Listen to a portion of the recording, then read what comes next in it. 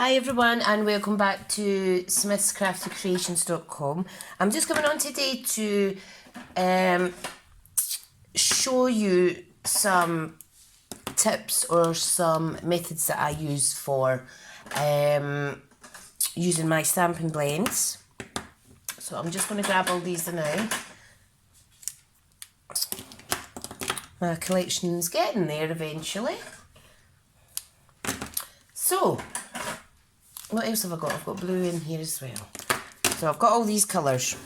Now what I'm going to do is I'm going to use the Bloom and Grow stamp set and stamp some images and just colour them with you today, just to let you see the wonderful effects. Not the first video about these, and it certainly won't be the last. So, if I get my block and my Memento black ink.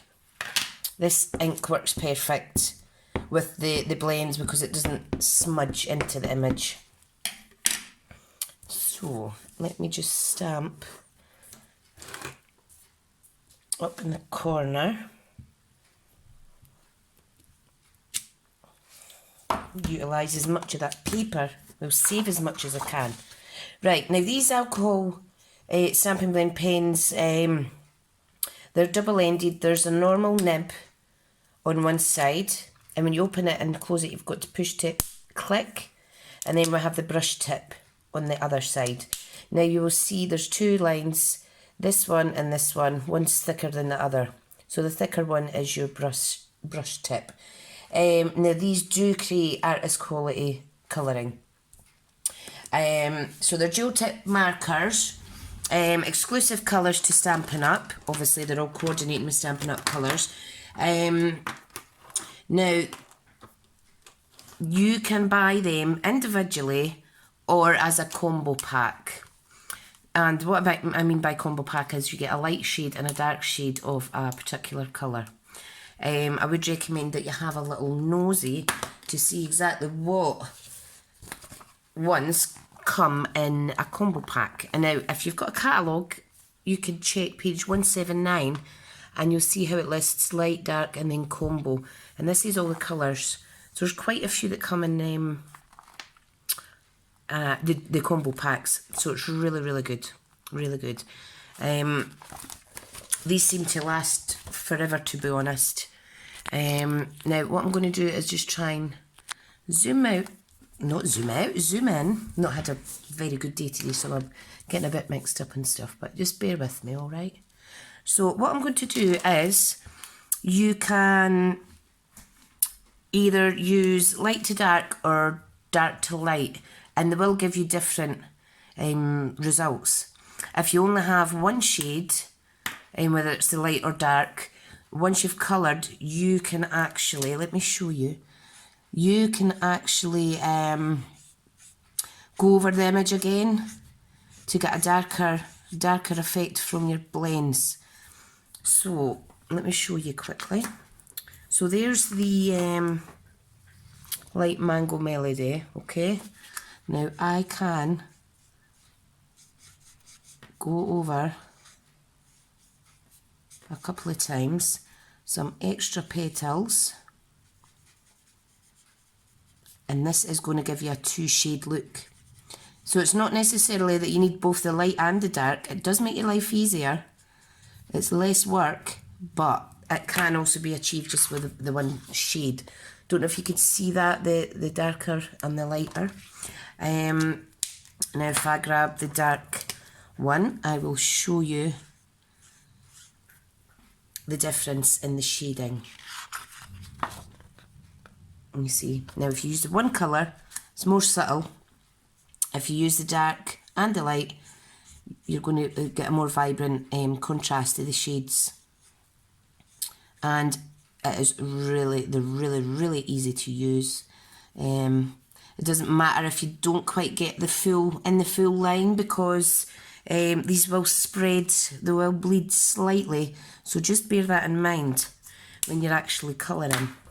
Now I think I'll use the light and the dark lovely lipstick now in this image. Now if I use the light one, I like to just colour the full image and then go over it with the dark.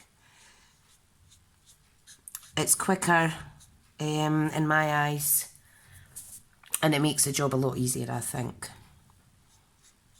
Now you see how it's bled slightly, so do be careful. I know I've just said that and then haven't been careful myself, but it's just, these are fantastic. If you're not confident with the lines, use the smaller nib, and that'll help you stay in the lines better. So that's what I'm going to do with the dark shade now. I'm just going to kind of monotone it. One light, one dark. You can actually blend into each other as well to get a kind of watercolour effect. Okay, so that's just the two light and dark on here, the same as this. This one I'll do a little bit of shading to look like more of a kind of watercolour effect, or a more natural. And you just dot little dark bits about basically, and you will get a different finish as well. Now I have Bermuda Bay here, and I have, let me see, I think I'll use the Old Olive on the leaves. Now I'll do like the brush nib for the leaves, so I'm just going to do on one side of each leaf. I keep wanting to call them petals, but they're not, they're leaves.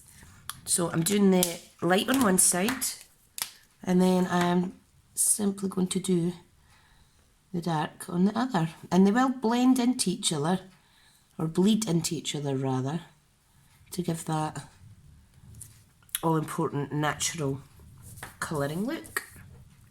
If I can pick the paper up to let you see. How fabby is that? Now if you don't have certain colours, maybe you have, let's see, the Stampin' Right markers, these could be used as well, that all complement each other amazingly. So I think I'll go for some bright yellow, what do you call them? Bright yellow, buds. That'll do, I'll call them buds. I'm just going to colour that. And you can mix and match these paints with each other. I mean, look how easy it is to get such a professional looking image. Right, so that's those done. Put that back where it belongs before I lose it. And I think I will go for a pop of Bermuda Bay on these little 4-leafed floral images here. I'm just going to go for the full colour. Also, if you have the Winky Stella, you can add that for added oomph to your project, give it a little bit pizzazz. Okay.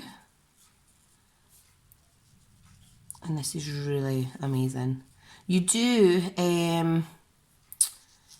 need to colour on a layer though, because if you colour on your cardstock direct, you will get this, it does seep through, so just bear that in mind.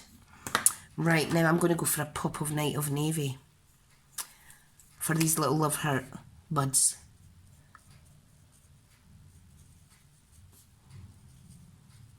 Quite a dark contrast of colour, but I like Night of Navy, so I'm not bothered. But you could colour whatever way you wish. And as you come to the end of the image, you see bits that you've missed, so we need to go back and fill in the little gaps. So there's some buds I've missed there, and there's one there. Isn't that cute? These pens as well, these actually store fantastic, you know, in the full width cases. But I'm lucky enough to have a Stampin' Right marker pen holder unit. Right, so let's add some Wink of Stella.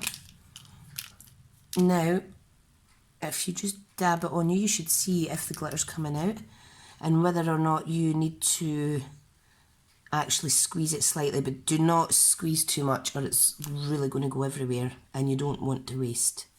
So I'm just adding Wink of Stella onto the darker parts of my flowers. Just all the shaded areas that I have done.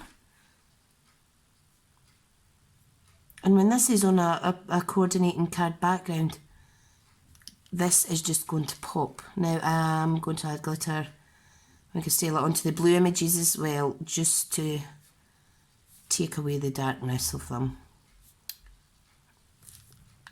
And again, wait till it clicks before you pop it away. And look at that, I don't know if you could see that. Shimmer properly, let me see. The light's not very good. Oh, there we go. There's the shimmer. And how fabulous is that? So if you're scared of using these, don't be. This is the one huge area that I need to practice in. But you can see, if I can do it easy enough, so can you. Now, if you're not wanting to jump in and use the Stampin Blends, you could buy a pack of the in colour markers, or even the watercolour pencils. They're fantastic. I use them at my craft class, and they're also on that page. So there's 2 packs. There's a pack of 10 and a pack of 13. So there's lots of colouring options. We also have a new Pigment Sprinkles product. Now, unfortunately, the ordering for that is off now because it's obviously it's sold out and on back order of some sort. So thank you so much for watching, and yeah, if you're thinking about using these blends, go ahead, give it a wee bash. Even if you've only got, say, a yellow and a green, you only need a couple of colours really. You could even colour the whole image in the same colour if you wanted. But if you have such a thing as a little tiny brush, you could use your stamping pads with a little bit, wet the brush, take a little bit of ink, and you could colour that in as well. So you're not limited to just using the blends on your images. Right, so thank you so much. That's just a little tip for this week. And thank you so much for watching, and I appreciate all my new subscribers and my current subscribers. Please keep viewing, watching, sharing, liking, and do comment, just so that I know that what I'm doing is right for you as my followers. Right guys, thank you so much, and I'll see you later.